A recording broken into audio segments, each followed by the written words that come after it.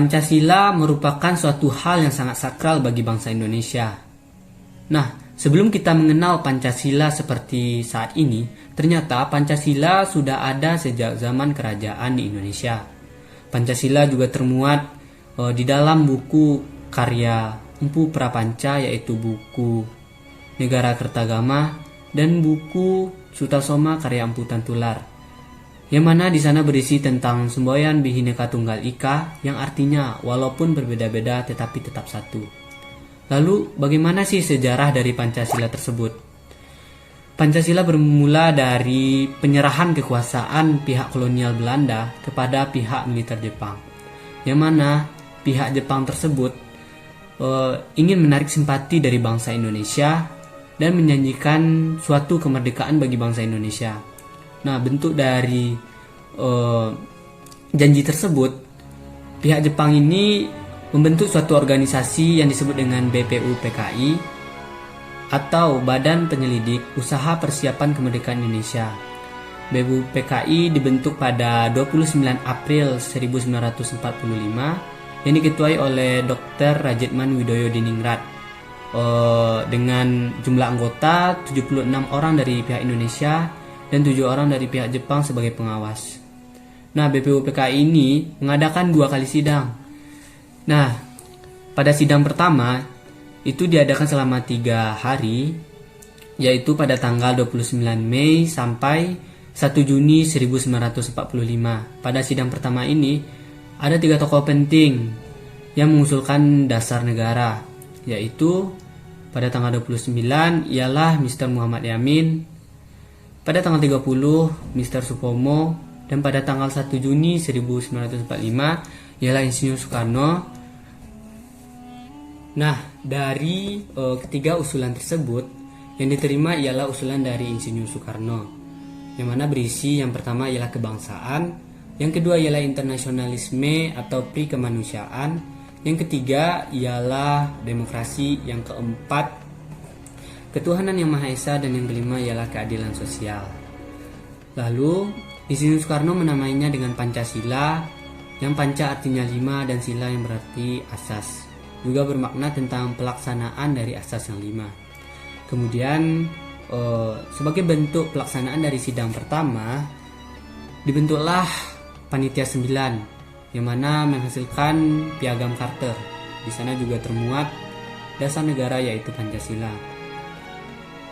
Atas dasar itulah pada tanggal 1 Juni 1945 ditetapkan sebagai hari lahirnya Pancasila berdasarkan Kepres nomor 24 tahun 2016 tentang hari lahirnya Pancasila, yaitu berbunyi pada tanggal 1 Juni 1945 ditetapkan sebagai hari lahirnya Pancasila. Lalu pada sidang kedua BPUPKI pada tanggal 19 Juli 1945 itu menghasilkan, yaitu pertama rancangan pembukaan Undang-Undang Dasar, kemudian rancangan teks proklamasi, dan rancangan batang tubuh. Nah, pada Piagam Jakarta, Pancasila yang termuat di sana itu berbeda dengan dari usulan Insinyur Soekarno, karena pada usulan yang pertama Insinyur Soekarno itu belum mencapai mufakat. Namun pada Pancasila yang termuat dalam Piagam Jakarta itu menimbulkan pertentangan dari pihak warga dari masyarakat timur yang mayoritas tidak muslim atau beragama Kristen. Yaitu pada sila pertamanya berbunyi ialah ketuhanan dengan menjalankan syariat-syariat Islam bagi pemeluk-pemeluknya. Banyak dari warga masyarakat timur yang mengatakan itu tidak sesuai dengan keadaan bangsa Indonesia, yaitu bangsa yang beragam agama. Nah, lalu pada tanggal 7 Agustus 1945 BPUPKI dibubarkan dan dibentuklah PPKI, yaitu Panitia Persiapan Kemerdekaan Indonesia, yang diketuai oleh Insinyur Soekarno.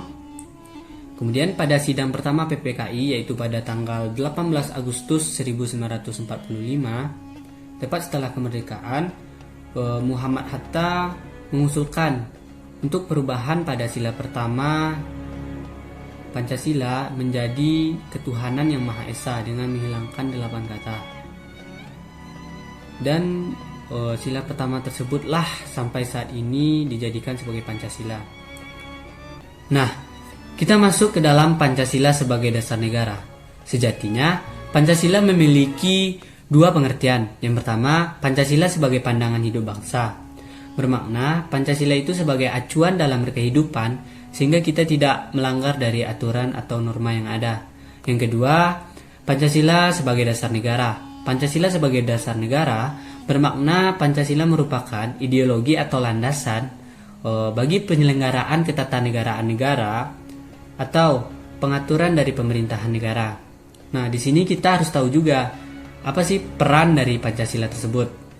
Peran dari Pancasila kita bisa menyebutkan yang pertama ialah sebagai dasar negara yang statis. Itu termuat dalam pembukaan Undang-Undang Dasar 1945. Yang kedua, sebagai tuntunan yang dinamis, sebagai bentuk dari cita-cita nasional. Kemudian yang ketiga ialah ikatan yang mempersatukan. Di sini, Pancasila juga bersifat yuridis, yang merupakan acuan pokok dalam penyelenggaraan ketatanegaraan negara. Nah, Pancasila bersifat yuridis ini bermakna juga sebagai aturan yang ada di Undang-Undang Dasar itu tuh tidak boleh menyeleweng dari Pancasila. Harus berdasarkan dari Pancasila atau tidak boleh melanggar dari Pancasila. Ini juga bermakna Pancasila itu sumber segala hukum. Nah, di sini aturan atau pasal-pasal, kemudian di atasnya Undang-Undang Dasar, dan acuannya ialah Pancasila. Seperti itu. Nah, baik. Setelah kita mengetahui Pancasila sebagai dasar negara dan tadi sejarah dari Pancasila, kita tentunya tahu bahwa Pancasila itu penting bagi keutuhan negara. Bagi bangsa Indonesia, Pancasila merupakan landasan atau fondasi dari berdirinya negara Indonesia. Kita tahu bahwa bangsa Indonesia ialah bangsa yang beragam. Bangsa beragam itu terdiri dari keberagaman etnis, agama, ras, serta budaya. Ditambah lagi bangsa Indonesia yang berbentuk negara kepulauan. Hal ini dapat mempermudah untuk terjadinya konflik di dalamnya. Nah, kita tahu pengertian bangsa ialah merupakan tujuan untuk manusia bersatu atas dasar dari kesamaan atau rasa senasib sepenanggungan. Bagi bangsa Indonesia, kesamaan dan rasa senasib sepenanggungan itu tidaklah cukup. Karena keberagaman bangsa Indonesia ini sangatlah beragam. Di sini Pancasila bertujuan untuk keseluruhan dari Sabang sampai Merauke, yaitu NKRI. Dan disinilah Pancasila merupakan sebagai pengatur dari masyarakat yang beragam ini. Pancasila juga merupakan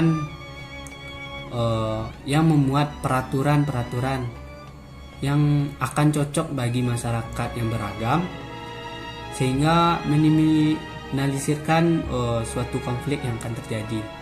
Dan juga Pancasila merupakan sebagai pengawas atau pengaman dari pihak-pihak pemerintah yang agar tidak terjadinya kesewenangan dalam menciptakan peraturan, atau memang peraturan tersebut dipastikan untuk kepentingan masyarakat. Dan perlunya kita sebagai mahasiswa berperan aktif untuk mengetahui ideologi Pancasila sebagai dasar negara. Mungkin segitu yang dapat saya sampaikan.